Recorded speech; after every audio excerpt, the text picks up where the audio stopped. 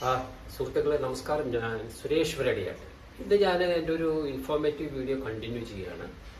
അപ്പോൾ നിങ്ങൾക്കറിയാം, നമ്മുടെ നാട്ടിൽ കുറേ ചെറുപ്പം പിള്ളേർ ഇപ്പോൾ +2 എല്ലാം കഴിഞ്ഞ് 10th എല്ലാം കഴിഞ്ഞ് നിൽക്കുന്നുണ്ട്. അവർക്ക് അറിയുന്നില്ല എന്താണ് ചെയ്യേണ്ടത്. ചിലവർ ഹയർ സ്റ്റഡീസിന് പോകുന്നു, പല കാര്യങ്ങളിലും അവർ ചെയ്യുന്നുണ്ട്. ഞാൻ നിങ്ങൾക്ക് നല്ലൊരു ഓപ്ഷനായിട്ട് വന്നിരിക്കുന്നു. ഇപ്പോൾ നമ്മൾ ഡിഫൻസിൽ ഒരു അഗ്നിവീർ എൻറോൾമെന്റ് ഉണ്ട്. അഗ്നിവീർ എൻറോൾമെന്റിനെ കുറിച്ച് നിങ്ങൾക്ക് എല്ലാവർക്കും അറിയാമായിരിക്കാം.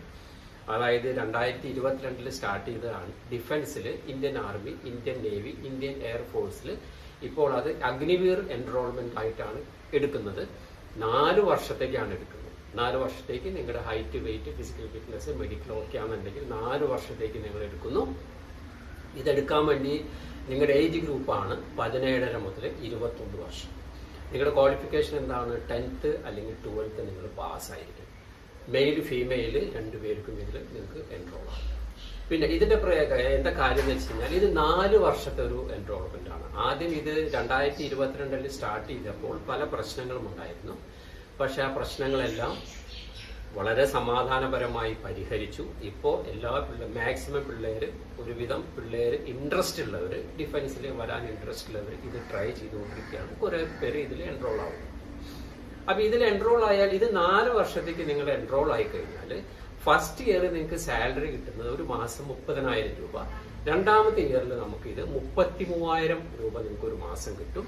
മൂന്നാമത്തെ ഇയറിൽ നിങ്ങൾക്ക് 34,600 രൂപ കിട്ടും. 4ാമത്തെ വർഷം നിങ്ങൾക്ക് കിട്ടുന്നതാണ് 40,000 രൂപ എല്ലാ മാസവും. അപ്പൊ ഇതില് 70% നിങ്ങൾക്ക് കയ്യിൽ കിട്ടും. ബാക്കി എല്ലാ മാസത്തെയും 30% ഗവൺമെന്റ് ഇതൊരു സേവിംഗ് ആയിട്ട് വെക്കും.